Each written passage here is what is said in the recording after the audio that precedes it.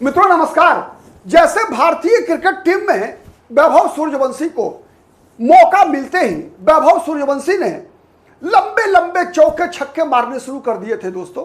चाहे टीम कोई भी हो, गेंदबाज कोई भी हो, किसी से डरा नहीं वैभव सूर्यवंशी। वैसे ही प्रशांत किशोर की जब से बांकीपुर विधानसभा सीट पर जीत मिली है दोस्तों, तब से लगातार प्रशांत किशोर ने भी राजनीति के पिच पर लंबे लंबे छक्के, जबरदस्त चौके मारने शुरू कर दिए हैं। और इसी क्रम में अब प्रशांत किशोर ने गिरिराज सिंह को भी लपेटा है। एक तरफ लगातार प्रशांत किशोर, तेजस्वी यादव, सम्राट चौधरी पर हमलावर रहे हैं, लेकिन जो ही गिरिराज सिंह ने प्रशांत किशोर पर यह आरोप लगाया कि प्रशांत किशोर सम्राट चौधरी पर इसलिए हमलावर हैं, सम्राट चौधरी को इसलिए निशाना बना रहे हैं क्योंकि सम्राट चौधरी ओबीसी समाज से आते हैं, सम्राट चौधरी ओबीसी है, पिछड़े वर्ग से हैं, इसीलिए प्रशांत किशोर उन्हें निशाना बना रहे हैं। इसका जवाब दिया प्रशांत किशोर ने।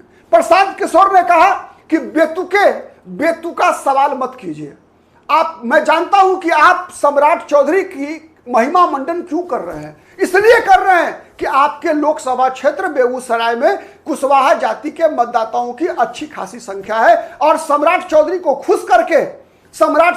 खुश करके आप कुशवाहा जाति का वोट बेगूसराय में लेना चाहते हैं। लेकिन आपने क्यों नहीं जुबान खोला जब नीट छात्रा के साथ दुर्घटना घटी थी। आपकी जुबान क्यों नहीं खुली जब भरत तिवारी का इनकाउंटर हुआ था। ऐसे कई सवाल से एक तरह से घायल किया है गिरिराज सिंह को राजनीति के पिच पर प्रशांत किशोर ने। दोस्तों, पिछला विधानसभा चुनाव याद होगा आपको।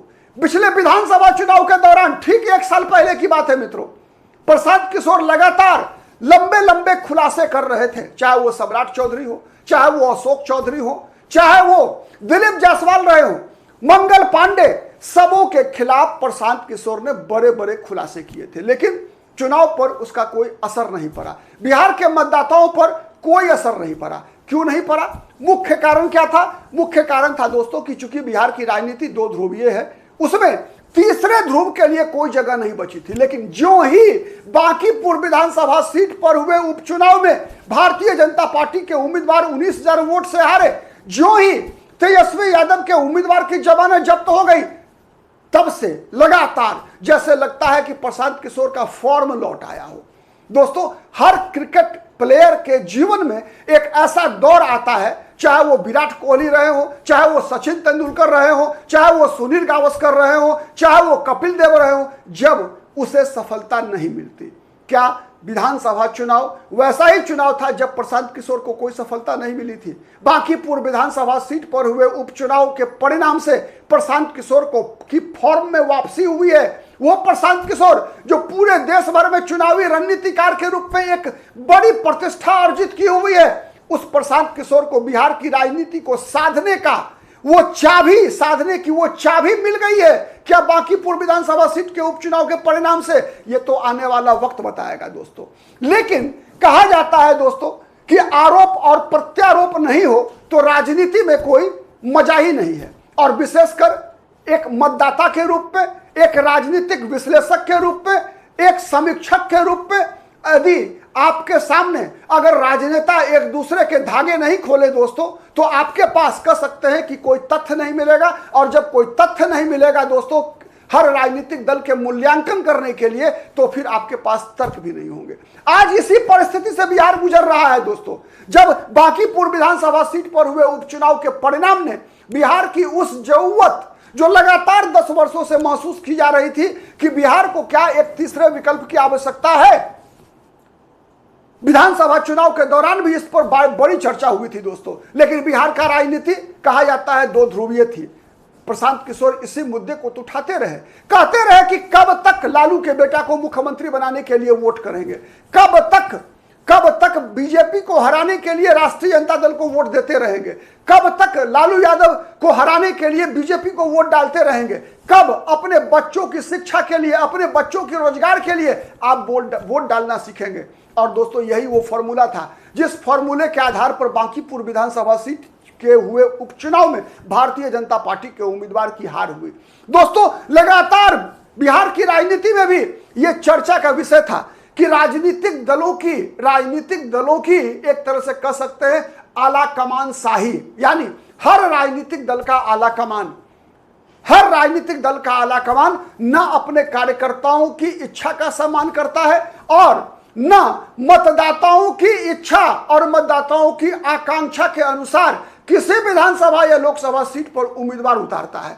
मतदाताओं की इच्छा होती है कि फलाना उम्मीदवार आना चाहिए, लेकिन पार्टियां मतदाताओं पर, यहां तक कि अपनी पार्टी के कार्यकर्ताओं पर भी अपना उम्मीदवार थोपता है।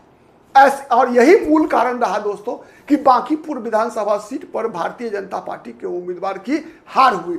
लगातार राजनीतिक समीक्षक इस बात की पर शोध कर रहे हैं दोस्तों कि वो विधानसभा सीट जहां भारतीय जनता पार्टी लगातार 31 वर्षों से चुनाव जीत रही थी, वो विधानसभा सीट जहां भारतीय जनता पार्टी ने पिछला विधानसभा चुनाव 51,000 वोट से जीता था, आज से ठीक 9-10 महीना पहले, वो विधानसभा सीट जहां नितिन नवीन जो भारतीय जनता पार्टी के राष्ट्रीय अध्यक्ष बने हैं वो विधायक हुआ करते थे, उस सीट पर कैसे बीजेपी हार सकती है? जो सबसे बड़ा कारण बताया गया दोस्तों, यह बताया गया कि बांकीपुर विधानसभा सीट पर जो 3 गंभीर उम्मीदवार थे, उन तीनों में जब बांकीपुर के मतदाताओं ने यह तुलना किया कि किसका व्यक्तित्व सबसे बेहतर है, तो लोगों को लगा कि कहीं ना कहीं भारतीय जनता पार्टी ने अपने उम्मीदवार को बांकीपुर के मतदाताओं पर थोपा है। राष्ट्रीय जनता दल के मतदाताओं को, उनके समर्थकों को लगा कि राष्ट्रीय जनता दल ने भी अपने उम्मीदवार को अपने समर्थकों पर थोपा है, और यही वो फैक्टर रहा जिसके कारण प्रशांत किशोर को सफलता मिली। दोस्तों, अब तक का इतिहास रहा है, मैंने कहा था एक वीडियो में दोस्तों कि यदि प्रशांत किशोर इस विधानसभा सीट पर उम्मीदवार नहीं होते तो फिर एक बार भारतीय जनता पार्टी चुनाव जीतने में कामयाब होती। यह वही फॉर्मूला है जिसकी बात प्रशांत किशोर कर रहे थे कि कब तक बिहार राष्ट्रीय जनता दल को हराने के लिए बीजेपी को वोट करेगा और बीजेपी को हराने के लिए राष्ट्रीय जनता दल को वोट करेगा। और यही वो फॉर्मूला है दोस्तों जिस कारण से लगातार प्रशांत किशोर के चौके और छक्के बाउंड्री के पार हो रहे हैं। लगातार, चाहे वो भारतीय जनता पार्टी हो, चाहे वो जनता दल यूनाइटेड हो, इन दोनों के बीच भी कहा जा रहा है कि मतभेद जन्म ले चुका है। मतभेद जन्म लेने का कारण क्या है कि लोगों को लगता है कि सम्राट चौधरी के नेतृत्व में हमें चुनाव जीतने में परेशानी होने वाली है। सम्राट चौधरी हमें चुनाव नहीं जिता सकते, इसलिए नहीं जिता सकते कि लोग अब तुलना कर रहे हैं कि सम्राट चौधरी और नीतीश कुमार में। दोस्तों, याद कीजिए बिहार में लगातार नीतीश कुमार 20 साल से चुनाव जीतते रहे। 2005, 2010, 2015, 2020, 2025 5 चुनाव नीतीश कुमार ने जीता। लोकसभा के चुनाव जीतती रही नीतीश कुमार का गठबंधन, तो इसलिए कि तुलना होती थी बिहार में। तुलना क्या होता था? नीतीश कुमार की तुलना होती थी राबड़ी देवी से, नीतीश कुमार की तुलना होती थी लालू यादव से, नीतीश कुमार की तुलना होती थी तेजस्वी यादव से। 2015 के विधानसभा चुनाव में भारतीय जनता पार्टी का मुख्यमंत्री पद का कोई उम्मीदवार नहीं था जिससे तुलना हो सके नीतीश कुमार की। अगर सामने कोई दिख रहा था तो वो दिख रहे थे सुशील कुमार मोदी नीतीश कुमार के सामने। लोगों को लगा, 15 में भी लगा, 10 में भी लगा, 20 में भी लगा, 25 में भी लगा कि Nitish Kumar is far better than his competitors. वही स्थिति थी बांकीपुर में। बांकीपुर में भी लोगों को लगा कि Prashant Kishor is better than BJP Neeraj Sinha and RJD's Rekha Gupta. यही मुख्य रीजन था जिस कारण से प्रशांत किशोर की जीत हुई।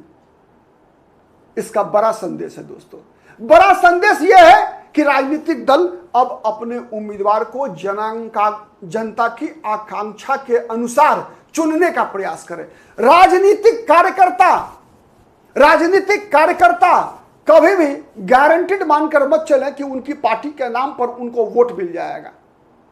और यह वो परिवर्तन है दोस्तों जो आने वाले दिनों में बिहार की राजनीति को बदल सकता है। राजनीतिक दलों के ऊपर, चाहे वो बीजेपी हो, चाहे वो जनता दल यूनाइटेड हो, चाहे वो राष्ट्रीय जनता दल हो, सबके ऊपर एक दबाव आया है। और उसी दबाव का परिणाम है दोस्तों कि 19 मार्च को तेजस्वी यादव भी राजभवन मार्च कर रहे हैं। जेएनजी आज चर्चा में है दोस्तों, दिल्ली से लेकर रांची तक, पंजाब तक लगातार चर्चा चल रही है कि युवाओं की आकांक्षा क्या है, युवाओं की आवश्यकता क्या है। शिक्षा क्षेत्र में सुधार, रोजगार के क्षेत्र में सुधार। और इसीलिए दोस्तों प्रशांत किशोर ने बांकीपुर विधानसभा क्षेत्र के अंतर्गत आने वाले मतदाताओं में से ही 10,000 युवाओं और छात्रों को आने वाले दिनों में रोजगार देने के लिए सीवी मांगा है, सीवी भेजने की डिमांड की है कि आने वाले दिनों में हम 10,000 बांकीपुर विधानसभा क्षेत्र के युवाओं को, छात्रों को रोजगार उपलब्ध कराएंगे। अब इसमें प्रशांत किशोर कितने सफल होते हैं? क्या प्रशांत किशोर का ये छक्का, अगर प्रशांत किशोर का ये छक्का दोस्तों, अगर प्रशांत किशोर ने 10,000 युवाओं और छात्रों को रोजगार दिलाने में कामयाबी हासिल करी, तो यकीन मानिए दोस्तों ये छक्का वही छक्का होगा जो महेंद्र सिंह धोनी ने वर्ल्ड कप के फाइनल में मारा था दोस्तों। विश्व कप के फाइनल मुकाबले में महेंद्र सिंह धोनी का वो छक्का दोस्तों आपको याद होगा, जिससे भारत ने वर्ल्ड कप जीता था। तो यही वो छक्का होगा प्रशांत किशोर का। यदि प्रशांत किशोर 10,000 युवाओं को रोजगार देने में सफल हो गए तो गारंटीड मान के चलिए कि 2030 के बिहार विधानसभा चुनाव का परिणाम एक नया इतिहास रचेगा। चूंकि इस बात के संकेत आने शुरू हो गए हैं दोस्तों देश के अलग अलग राज्यों से। कई राज्यों में जहां 2 ध्रुवीय राजनीतिक व्यवस्था थी, वहां जब भी मौका मिला, तमिलनाडु इसका सर्व बेहतर उदाहरण है दोस्तों, तमिलनाडु से बेहतर उदाहरण नहीं मिलेगा, जहां लगातार 60 वर्षों से, आप कह सकते हैं लगभग 60 वर्षों से राजनीति डीएमके वर्सेस एआईएडीएमके थी, लेकिन थलापति विजय के रूप में तीसरा विकल्प मिलते ही लोगों ने दोनों को रिजेक्ट कर दिया। तो आने वाला दिन प्रशांत किशोर के लिए ये 10,000 नौकरी वाला जो गेंद है ना दोस्तों, इसे बाउंड्री के बाहर भेजना होगा। अगर ये लग गया दोस्तों, तो जैसे क्रिकेट के मैदान पर बिहार को यह सौभाग्य मिला है कि बिहार ने एक वैभव सूर्यवंशी को पैदा किया, वैसे ही प्रशांत किशोर भी बिहार की राजनीति के इतिहास में अपना नाम स्वर्णाक्षरों में अंकित करवा लेंगे। आपका क्या विचार है? कमेंट करके बताइएगा। आज के लिए इतना ही।